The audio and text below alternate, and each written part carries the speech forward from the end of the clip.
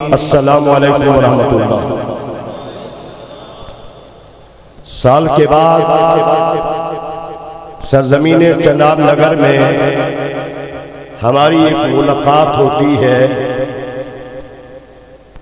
خوبصورت نظریے کے تحت جس پر امت قیامت تک قائم رہے گی، جس پر امت کا وجود ہے، اور اس امت کے پاس ختم نبوت کی حفاظت سے بڑا اثاثہ کوئی نہیں ہے۔ ہمارے پاس سب سے بڑا اثاثہ ایمان کی اساس اور بنیاد تحفظ ختم نبوت ہے۔ 14 صدیوں کے بعد بھی آج اس نظریے پر امت اپنی جان دینے کے لیے تیار ہے۔ سیدنا صدیق اکبر کے دور سے لے کر اب تک یہی عقیدہ ہے، جو حضور کی ختم نبوت کا منکر ہے وہ کل بھی کافر تھا، آج بھی کافر ہے اور کل بھی کافر ہوگا۔ یہ ہمارا عقیدہ ہے۔ اس وقت جو عالمی حالات ہیں، ذرا آپ اس پہ نظر ڈالیں۔ کہیں حضور کے ناموس کے خلاف خاکے شائع کیے گئے، کہیں قرآن کو پاؤں کے نیچے روندا گیا، کہیں قرآن کو آگ لگائی گئی، کہیں قرآن کو گٹروں میں ڈالا گیا۔ کیا میں آپ سے پوچھ سکتا ہوں، یہ جو قادیانی اپنے آپ کو مسلمان سمجھتے ہیں، کیا انہوں نے پوری دنیا میں کہیں کوئی احتجاج کیا ہے؟ نہیں، پوری دنیا میں انہوں نے کہیں احتجاج نہیں کیا، اس لیے کہ یہ مسلمان نہیں ہے، کافر ہے، ان کو دکھ نہیں پہنچا۔ اور آج اسرائیل کی جو بمبارمنٹ ہے فلسطین پر، ذرا میں آپ کو کچھ پیچھے لے چلتا ہوں۔ آپ تاریخی اعتبار سے دیکھیں، ذرا غور کریں۔ 1965 کی جنگ جو چناب رقبے کی پالیسی تھی قادیانیوں کی، اس پالیسی کے تحت جب 65 کی جنگ میں اللہ نے پاکستان کو فتح عطا فرمائی، زیادہ دکھ قادیانیوں کو ہوا اور زیادہ دکھ یہودیوں کو ہوا۔ اور 1965 کی جنگ کے بعد آپ کے علم میں ہونا چاہیے، اسرائیل میں 600 سے زائد قادیانی برپا کیے گئے۔ قادیانیوں کو عیسائیوں پہ اعتماد نہیں ہے،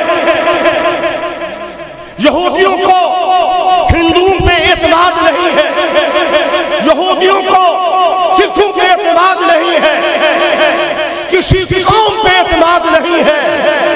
یہودیوں کو اگر اعتماد ہے تو وہ قادیانیوں پہ ہے، اس لیے کہ قادیانی پوری امت کا دشمن ہے، ایک ہو تب بھی دشمن ہے، 10 بیٹھے ہوں تب بھی دشمن ہے، 100 یا 1000 میں ہو تب بھی دشمن ہے۔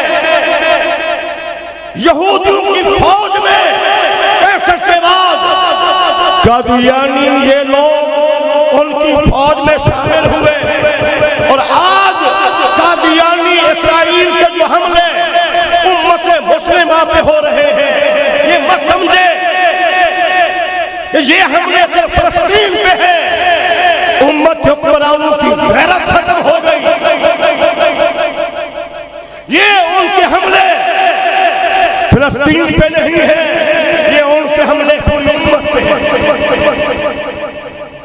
کاش امت امت کے حکمرانوں کو اللہ غیرت عطا فرمائے۔ میرے بھائیوں پھر ذرا غور کریں، 1971 میں جب ہم سے مشرقی پاکستان الگ ہو گیا، پورے ملک پاکستان میں غم کا عالم تھا، دکھ کا عالم تھا، اور ایک ربوہ ایسا شہر تھا جہاں قادیانی عورتیں ناچ گانے میں مصروف تھیں، یہاں شراب پی جا رہی تھی، یہاں کھلم کھلا بے حیائی کے پروگرام خوشی میں ہو رہے تھے، جبکہ پاکستان کے مسلمان صدمے سے دو چار تھے۔ یہ قادیانی اتنا خبیث ہے، یہ قادیانی اتنا پاکستان سے دشمن ہے۔ اور آج بھی دیکھیے آپ اسی ربوہ کے اندر، چناب نگر کے اندر قادیانی اپنی ان کی عدالتیں ہیں، ان کا اپنا نظام ہے، ان کے اپنے فیصلے ہیں۔ قرآن یہاں سے شائع ہوتا ہے جو قادیانیوں کا قرآن ہے۔ آپ کے علم میں ہونا چاہیے ارباب حکمران سوئے ہوئے ہیں۔ سوچئے قائد اعظم نے اسرائیل کے متعلق کہا تھا یہ انگریز کی ناجائز اولاد ہے، تو میں پوچھتا ہوں اگر اسرائیل انگریز کی ناجائز اولاد ہے تو قادیانی بھی انگریز کی ناجائز اولاد ہے۔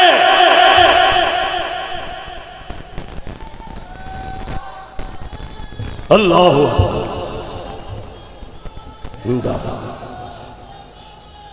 شمال، آپ کی آواز نہیں آ رہی؟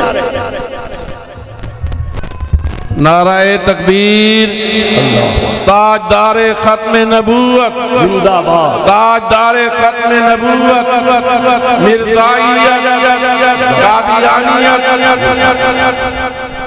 اگر اسرائیل انگریز کی ناجائز اولاد ہے تو پوری تاریخ کو دیکھیں قادیانی کیا ہے۔ قادیانی بھی انگریز کی ناجائز اولاد ہے، جس طرح اسرائیل امت کا دشمن ہے، قادیانی بھی اسلام کی امت کا دشمن ہے۔ اور پھر اگر ہم حالات کو دیکھیں، اگر ہم تاریخ کو دیکھیں تو تاریخ میں یہ سارے شواہد موجود ہیں۔ کیا ذوالفقار علی بھٹو مرحوم جب امریکہ کے دورے پہ گیا، پہلی مرتبہ گیا تو امریکہ کے صدر نے کہا جناب اپنے ملک میں قادیانیوں کا خیال رکھنا یہ ہمارا فرقہ ہے، اپنے ملک میں قادیانیوں کا خیال رکھنا یہ ہمارا فرقہ ہے۔ سوچئے جب دوبارہ ذوالفقار علی بھٹو مرحوم دوبارہ امریکہ کے دورے پہ گیا، اس وقت صدر نے بھی یہی بات کہی، کہا جناب ذوالفقار علی بھٹو صاحب قادیانی ہمارا فرقہ ہے، ان کا خیال کرنا۔ یہ بات بالآخر جب انہوں نے یہ راز فاش کر دیا اور یہ تاریخ کا حصہ یہ کلمات بن گئے، یاد رکھنا جس طرح دنیا کے غیر مسلم سب امریکہ کے ہیں، اس طرح قادیانی ہمارے نہیں ہیں، اسلام کے نہیں ہیں، یہ امت کے دشمن بھی ہیں، امت کے غدار بھی ہیں، یہ امریکہ کے غلام اور اولاد بھی ہیں۔ تو یہ اجتماع ایک نعمت ہے، جہاں ختم نبوت کی تحفظ کی بات ہوتی ہے، جہاں امت کو سمجھایا جاتا ہے، جہاں امت کو عقائد کے متعلق بتایا جاتا ہے کہ عقیدہ ختم نبوت دین کی اساس ہے، ساری عمارت اسلام اس کی بنیاد عقیدہ ختم نبوت ہے۔ اگر ختم نبوت کو سائڈ پہ کر دے، نہ اللہ کی توحید بڑھ سکتی ہے، نہ انبیاء کی رسالت بڑھ سکتی ہے، نہ قرآن کا اور باقی کتابوں کا نظام بڑھ سکتا ہے، نہ صحابہ کا تحفظ ہو سکتا ہے، نہ اہل بیت کا تحفظ ہو سکتا ہے،